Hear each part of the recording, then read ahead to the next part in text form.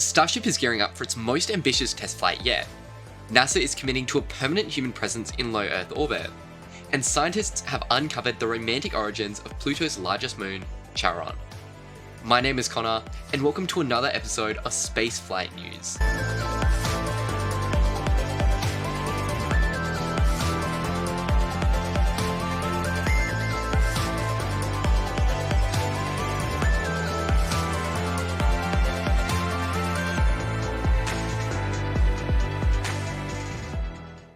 Let's dive right into the latest developments from the SpaceX Starship program, where exciting milestones are unfolding as we gear up for Flight 7.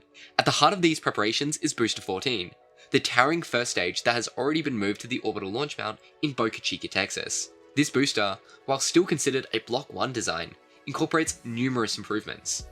Equipped with 33 Raptor engines, Booster 14 is ready to power the next generation Starships into orbit. A key feature of this booster is the hot staging ring, a significant upgrade aimed at improving efficiency during stage separation by directing exhaust gases from the Starship through carefully engineered vents. Before being transported to the pad, engineers rotated the grid fins on the booster. This is standard practice to test their functionality and ensure safe transport. Now, let's talk about Ship 33, which remains in the Mega Bay for its final preparation. This vehicle is part of the highly anticipated Block 2 Starship series, and its upgrades are nothing short of revolutionary to the Starship architecture. One of the most notable changes is the redesign of the forward flaps.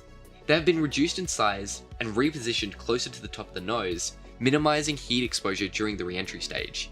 This change addresses one of the major challenges from earlier flights, where heat buildup posed serious risk to the structural integrity of the vehicle. Ship 33 also features a 25% increase in propellant capacity, thanks to expanded tanks and optimized internal layouts. This increase in capacity allows for longer missions and greater payload capabilities. To keep this additional propellant stable, SpaceX has introduced vacuum-insulated feed lines that prevent heat transfer and reduce boil-off, a critical factor for long-duration missions. Another major highlight is the upgraded heat shield.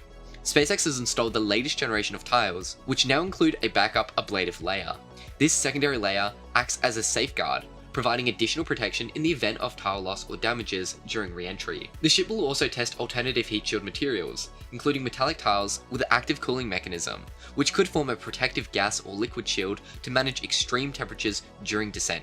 The avionics system have been overhauled as well. Ship 33 now boasts new flight computers, enhanced star tracking sensors, and Starlink GNSS antennas for precise navigation and communication.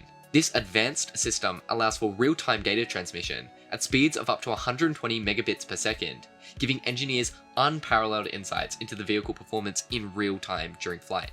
For the first time, Starship will test its payload deployment capabilities by releasing 10 Starlink mass simulators.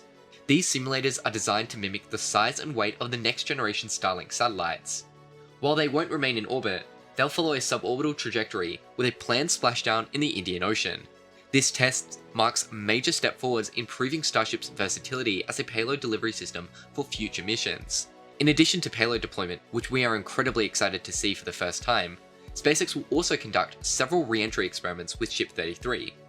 These include stress tests on intentionally exposed areas and trials of alternative heat shield materials, like the ones we mentioned earlier. The ship will also relight a single Raptor engine in space. It's a critical capability for orbital maneuvering and interplanetary missions. Now, let's circle back to the booster. SpaceX is planning another tower catch attempt, and the stakes couldn't be higher.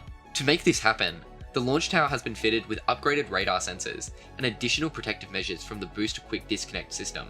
The criteria for attempting the catch are extremely strict, requiring all systems, both manual and automated, to be green-lit before the booster begins its descent. If conditions aren't absolutely perfect, the booster will instead splash down in the Gulf of Mexico, like we saw on last flight. So when's the big day?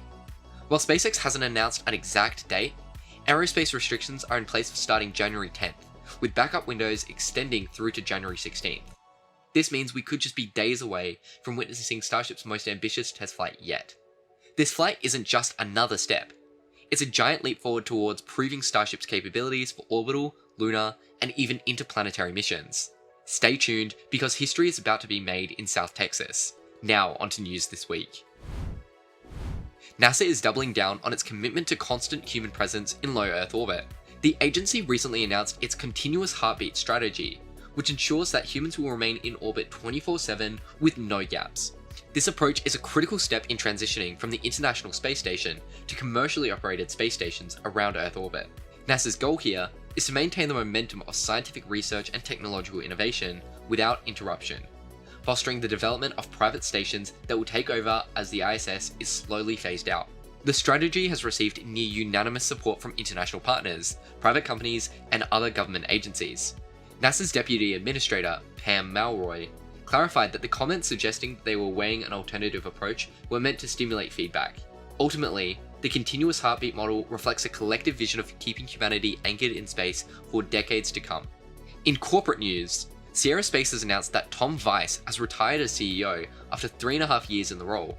Weiss was instrumental in advancing the Dream Chaser spaceplane and other systems that are under development by the company. Sierra Space, a spin-off from Sierra Nevada Corporation, is focused on creating a range of innovative space technologies, including commercial space stations. Weiss's leadership played a pivotal role in shaping the company's trajectory during its formative years. For now, Faith Osman, the chairman of Sierra Space, will serve as interim CEO.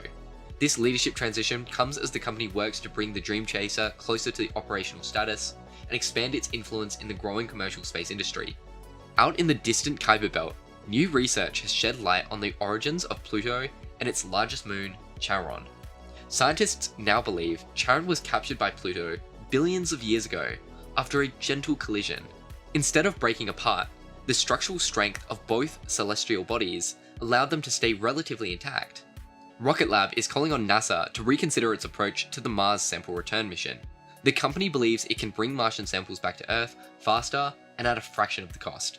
Rocket Lab's proposal involves a vertically integrated architecture capable of delivering samples by 2031. While NASA didn't select this plan for its next round of alternative architectures, Rocket Lab argues that opening the program to commercial competition could accelerate the progress and reduce cost. This bold challenge underscores the increasing role private companies are playing in deep space exploration. As NASA continues to evaluate its options, the push for commercial innovation in planetary science is stronger than ever.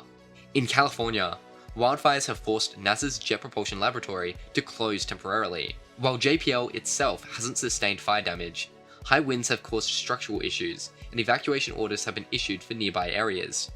JPL is a critical hub for planetary exploration missions, including the Mars rovers and other interplanetary spacecraft. While essential operations are continuing with a skeleton-type crew, the closure highlights how Earth-based challenges, like wildfires, can disrupt our efforts to explore the cosmos. The lab is expected to reopen soon, but this serves as a stark reminder of the growing impact of climate change and climate-related events on critical infrastructure. Blue Origin has postponed the highly anticipated maiden launch of its New Glenn rocket. Originally scheduled for earlier this week, the launch has been delayed due to high seas at the location of the company's ship, which serves as the landing platform for the rocket's first stage. The NG-1 mission, now targeting a Sunday liftoff, will carry technology demonstration payload for Blue Origin's Blue Ring orbital transfer vehicle. While delays are always disappointing, they highlight the complexity of coordinating a rocket launch with maritime recovery operations. All eyes will be on this launch as it marks a significant milestone for Blue Origin and for the space community as a whole. Godspeed, Blue Origin. And finally, Slovenia has become the 23rd member state of the European Space Agency. The company's journey towards full membership began in 2009, with a series of agreements that paved the way for this milestone. Slovenia's access to ESA marks an important step for the nation, which is now working to establish its own national space agency. As the newest member state of ESA, Slovenia is poised to contribute to Europe's space exploration and technological innovation efforts. Welcome aboard, Slovenia. And that wraps up this week's top stories from the world of space exploration and industry. Let us know in the comments which story caught your attention the most. Now, onto launches this week. On January 6th, China's Long March 3B rocket launched the Xianzhan 25 satellite into geostationary transfer orbit. This mission demonstrated key spacecraft refueling technologies, a big step towards extending satellite lifespan. As always, SpaceX continued its Starlink expansion with 3 missions this week. On January 6th, 24 Starlink satellites were launched from Cape Canaveral, followed by 21 more from Kennedy Space Center on January 8th. Another batch of 21 satellites are set to launch on January 10th, further building out the global internet constellation. And that's it for this week's episode of Spaceflight News. Thanks so much for watching. Don't forget to like, subscribe, and hit the notification bell to stay updated on all things space. Until next time, keep reaching for the stars.